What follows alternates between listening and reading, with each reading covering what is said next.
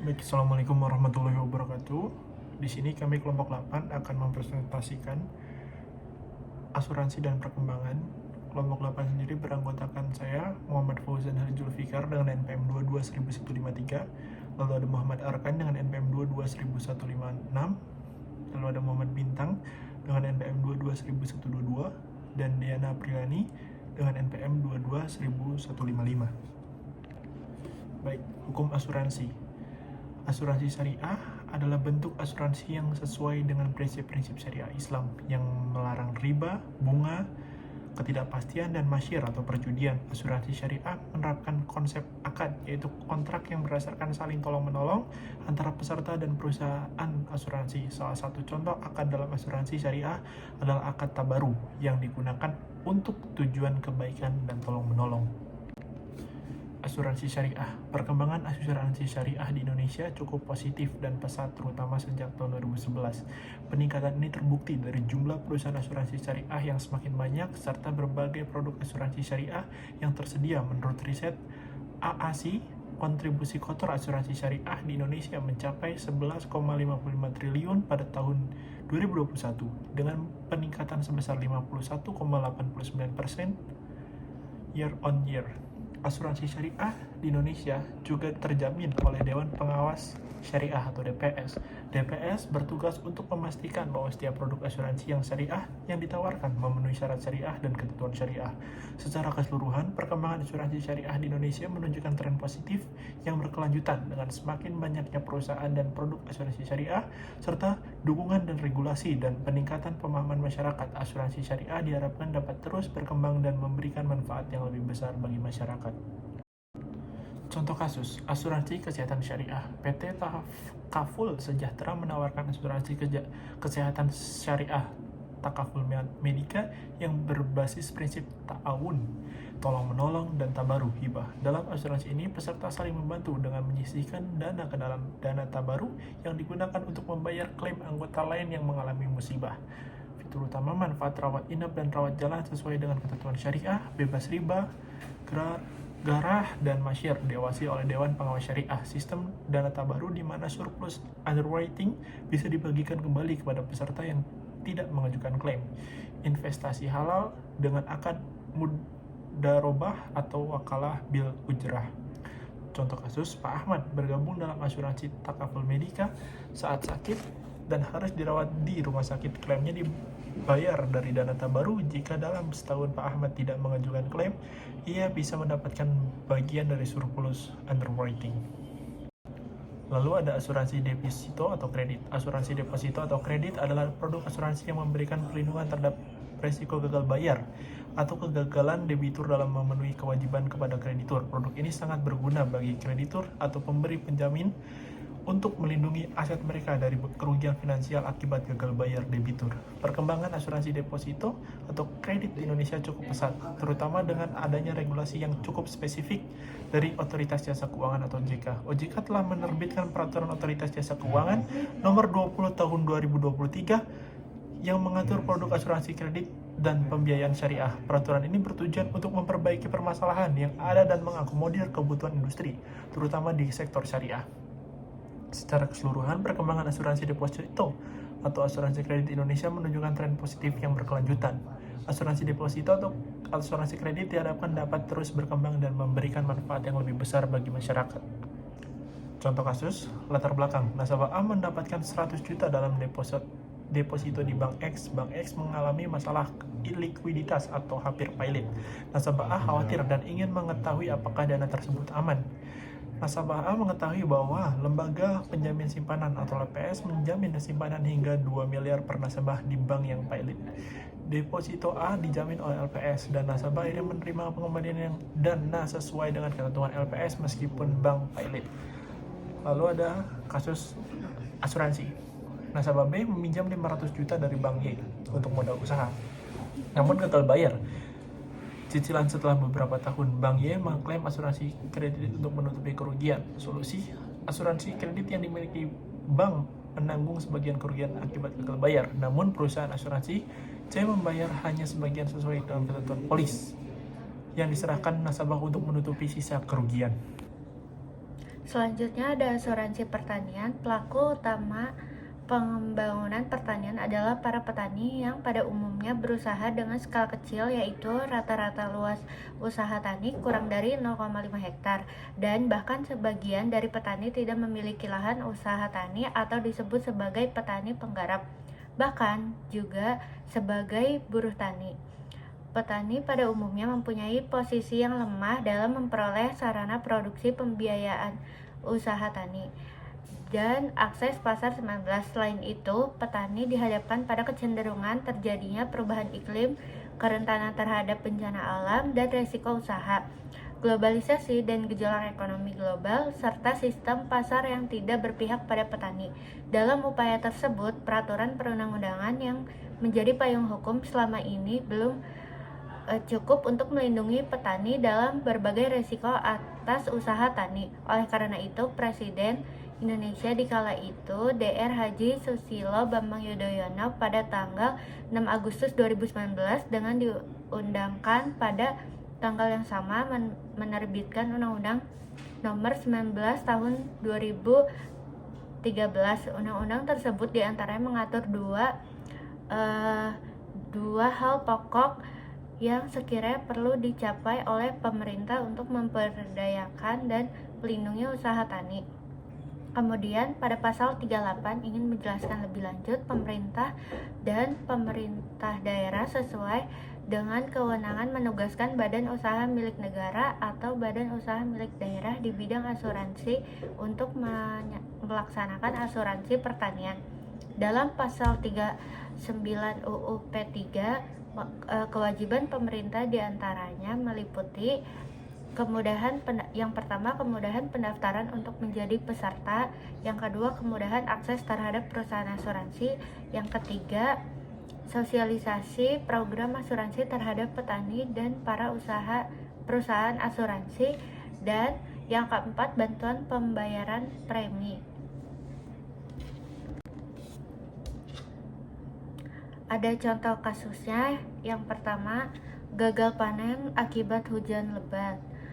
Latar belakangnya, petani Pak Ahmad membeli asuransi pertanian untuk melindungi dirinya dari resiko gagal panen akibat bencana alam. Pada musim tanam 2004, hujan deras menyebabkan banjir yang merendam sawahnya. Akibatnya, Pak Ahmad hanya berhasil panen 30% dari total hasil panen. Tuntutan klaimnya, Pak Ahmad mengajukan klaim asuransi dengan menunjukkan bukti kerusakan sawah dan laporan cuaca. Ia berharap mendapatkan ganti rugi kerugian yang dia alami. Proses klaimnya, perusahaan asuransi memverifikasi klaim dan memastikan bahwa kerusakan disebabkan oleh banjir yang tercankup dalam polis asuransi. Hasilnya, setelah verifikasi, klaim Pak Ahmad disetujui dan ia menerima pembayaran untuk mengganti sebagian kerugian yang dialami, membantu mengurangi beban finansialnya. Selanjutnya ada asuransi BPJS. BPJS Kesehatan sendiri terbentuk pada 1 Januari 2014 sebagai transformasi dari PT Akses Persero. Ide pembentukan BPJS Kesehatan dimulai saat pemerintah mengeluarkan UU Nomor 40 Tahun 2004 tentang Sistem Jaminan Sosial Nasional. Kemudian pada tahun 2011 pemerintah menetapkan UU Nomor 24 Tahun 2011 tentang Badan Penyelenggara Jaminan Sosial, yaitu BPJS, serta menunjuk PT Akses Persero sebagai penyelenggara program jaminan sosial di bidang kesehatan, sehingga PT Akses Persero pun berubah menjadi BPJS Kesehatan.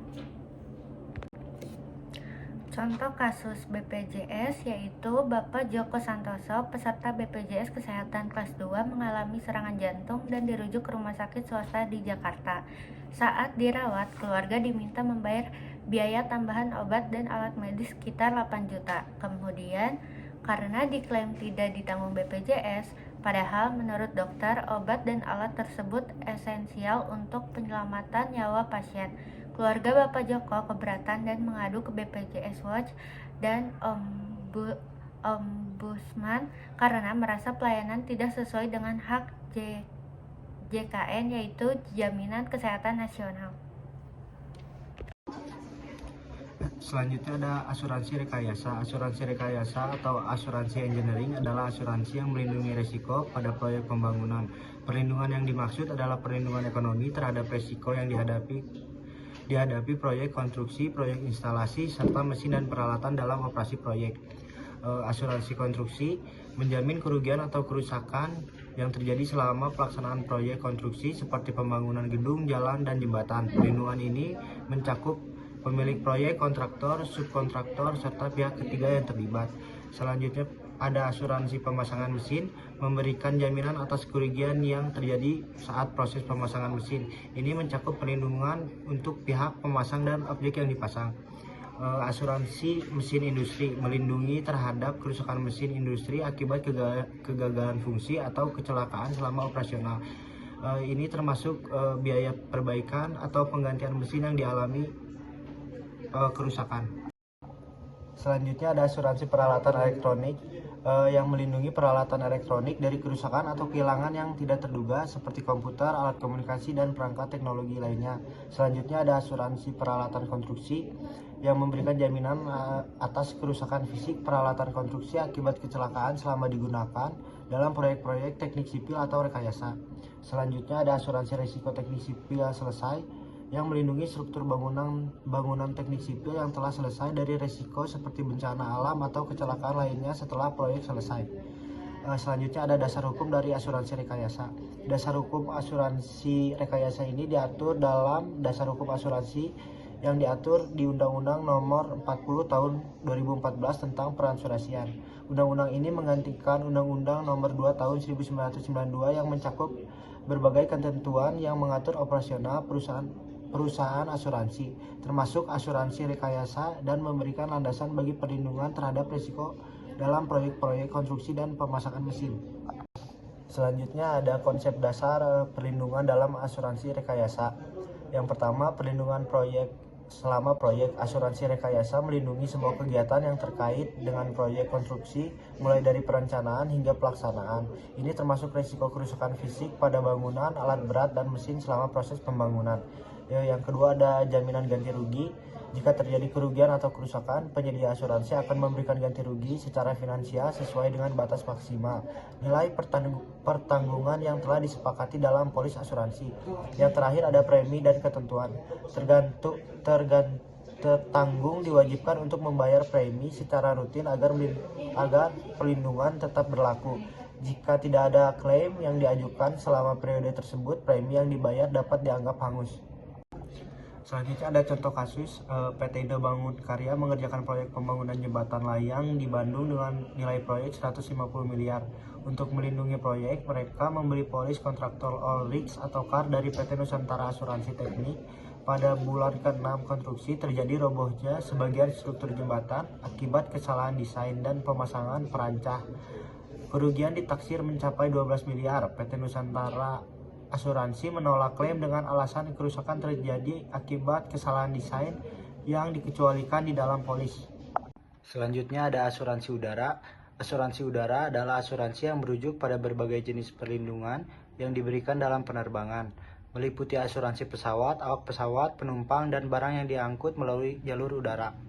Dasar hukum dari perlindungan udara adalah Undang-Undang Nomor 1 Tahun 2008 tentang penerbangan. Undang-undang ini mengatur berbagai aspek penerbangan termasuk kewajiban perusahaan penerbangan untuk mengasuransikan awak pesawat dan penumpang. Undang-Undang Nomor 1 Tahun 2009 mulai berlaku sejak 12 Januari 2009. Yang kedua ada Undang-Undang Nomor 33 Tahun 1964 tentang dana pertanggungan wajib kecelakaan penumpang. Undang-undang ini mengatur sistem jaminan sosial bagi penumpang yang mengalami kecelakaan dalam perjalanan udara. Selanjutnya ada asuransi udara. Konsep dasar asuransi udara mencakup perlindungan terhadap risiko yang terkait dengan penerbangan, baik untuk pesawat, penumpang, kargo, maupun pihak ketiga. Dan berikut adalah beberapa aspek penting dalam konsep ini. Yang pertama, asuransi pesawat udara yang menyediakan perlindungan untuk kerusakan atau kehilangan pesawat akibat kecelakaan, kerusuhan, dan tindakan terorisme. Yang kedua, asuransi penumpang yang memberikan jaminan kompensasi kepada penumpang atas risiko seperti kecelakaan, kehilangan bagasi, keterlambatan penerbangan, dan pembatalan penerbangan. Yang ketiga, ada asuransi kargo udara yang melindungi barang yang diangkut melalui udara dari risiko kerusakan atau kehilangan selama proses pengiriman. Dan yang keempat, ada asuransi tanggung jawab hukum yang melindungi operator pesawat dari tuntutan pihak ketiga yang mungkin timbul akibat kecelakaan yang melibatkan pesawat mereka. Contoh kasusnya adalah pesawat kargo milik PT Langit Nusantara Air yang mengalami kecelakaan pada saat mendarat di Bandara Sentani, Papua akibat cuaca ekstrim. Pesawat rusak berat dan muatan elektronik senilai 15 miliar hancur, sementara pesawat dan muatannya telah diasuransikan oleh PT Nusantara Aviation Insurance dengan polis Hull and Cargo Insurance. Namun pihak asuransi menolak klaim dengan alasan pilot diduga melanggar prosedur pendaratan atau pilot error yang termasuk pengecualian di dalam polis. Terus ada hedge fund. Hedge fund adalah dana investasi yang dikelola secara aktif dengan tujuan memberikan keuntungan yang lebih tinggi terlepas dari kondisi pasar. Hedge fund merupakan entitas investasi swasta yang dikelola secara profesional oleh manajer dana terlatih. Tidak seperti reksadana, hedge fund tidak terikat oleh batasan dan regulasi yang sama sehingga memberikan fleksibilitas yang lebih besar dalam pengelolaan portofolio. Terus ada sejarahnya. Hedge fund pertama kali berdiri pada tahun 1949, didirikan oleh Alfred Winslow Jones, seorang penulis dan sosiolog. Jones mendirikan Alfred Winslow Jones Company yang dikenal sebagai Jones & Co. dengan modal awal $100.000, di mana $40.000 berasal dari aset pribadinya. Perusahaan ini awalnya menyasar sektor otomotif pada tahun 2018. Dana yang bergerak di sektor investasi hedge fund mencapai sekitar $3,2 triliun Amerika Serikat di seluruh dunia. Saat ini Winslow dijuluki sebagai Bapak hedge fund. Spesialisasi dan pertumbuhan hedge fund. Tahun 1970-an, hedge fund mulai berspesialisasi dalam satu strategi dengan manajer dana yang sebagian besar mengikuti modal ekuitas long atau short, dan jatuhnya pasar saham tahun 1973 sampai 1974 karena kerugian besar di tahun 1980-an. Hedge fund kembali mendapatkan perhatian pada akhir 1980-an, dan pada tahun 1990 jumlah hedge fund meningkat secara substansial karena booming pasar saham, struktur kompensasi yang seimbang, dan janji pengembalian di atas rata-rata. 2000-an, strategi hedge fund diperluas untuk mencakup arbitrase kredit, utang bermasalah, pendapatan tetap, metode kuantitatif, dan pendekatan multi-strategi. Investor institusional seperti dana pensiun dan yayasan mula mengalokasikan sebagian besar portofolio mereka ke hedge fund. Pada tahun 2008, industri hedge fund global memegang aset di bawah pengelolaan AUM sebesar 1,93 triliun US dollar.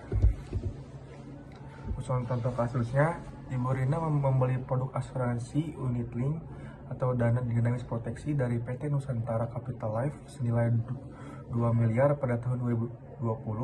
Produk ini menjanjikan proteksi modal 100% setelah 5 tahun dengan investasi dikelola oleh PT Garuda Investama melalui hedge fund asing Ocean Blue Global Fund Ltd.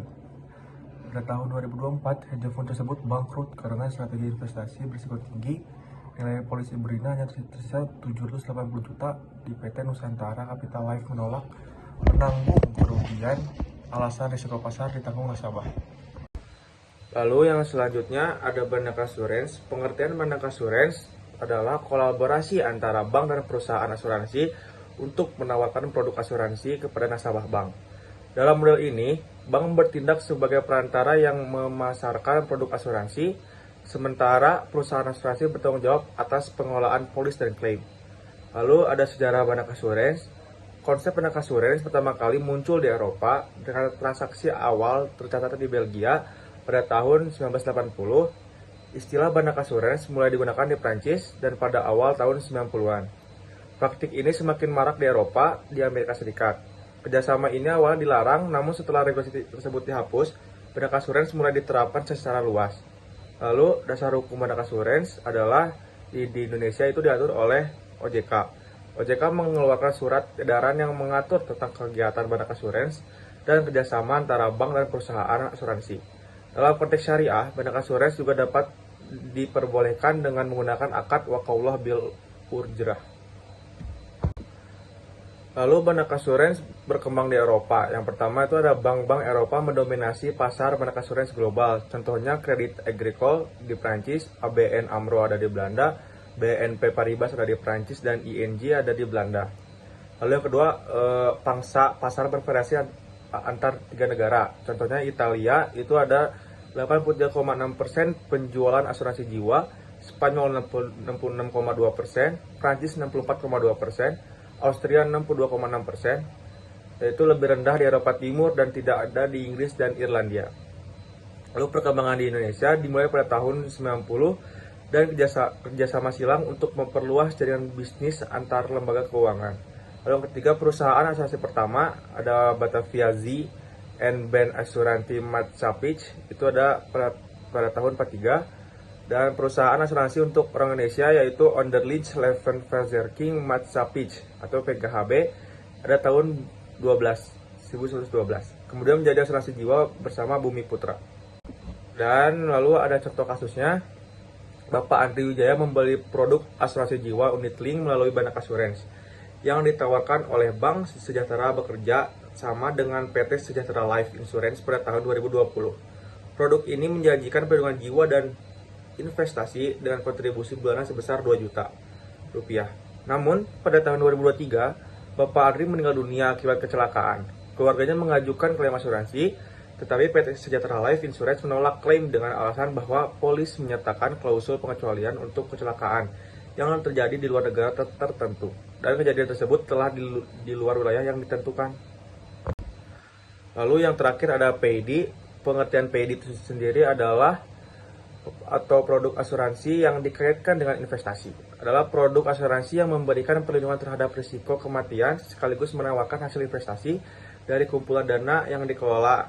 PID dikenal dengan istilah unit link atau UL. Kriteria PID itu yang pertama, memiliki proporsi perlindungan terhadap risiko kematian dan manfaat yang dikaitkan dengan investasi. Lalu yang kedua, memiliki masa pertanggungan tertentu. Yang ketiga, memiliki strategi investasi yang spesifik. Lalu dasar hukum PID adalah Surat Edaran Otoritas Jasa Keuangan atau SEOJK nomor 5 tahun 2019 tentang produk asuransi yang dikaitkan dengan investasi. OJK menerbitkan OJK PID untuk meningkatkan perlindungan konsumen serta tata kelola dan manajemen risiko bagi perusahaan asuransi. Lalu yang terakhir itu ada prinsip hukum PID.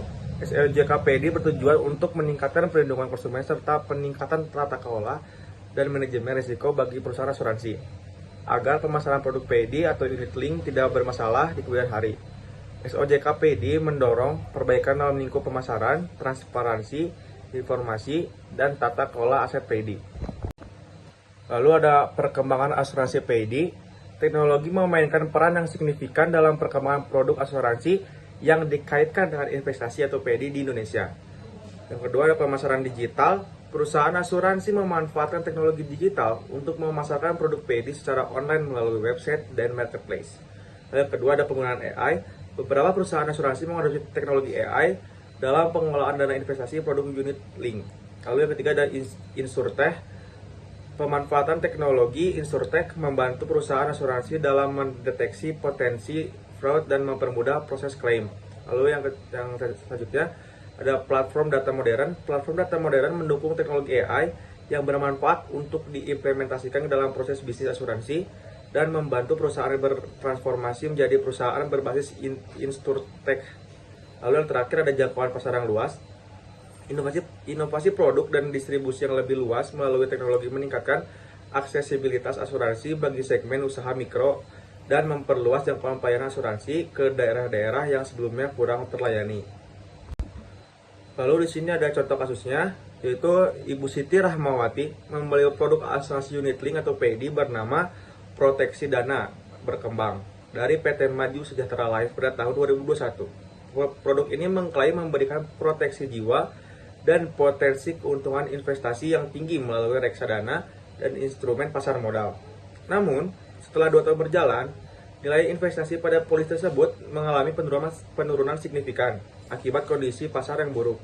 Ibu Siti merasa tertipu karena produk tersebut dipasarkan dengan klaim potensi keuntungan tinggi dan jaminan perlindungan modal yang ternyata tidak dijelaskan secara jelas dalam polis.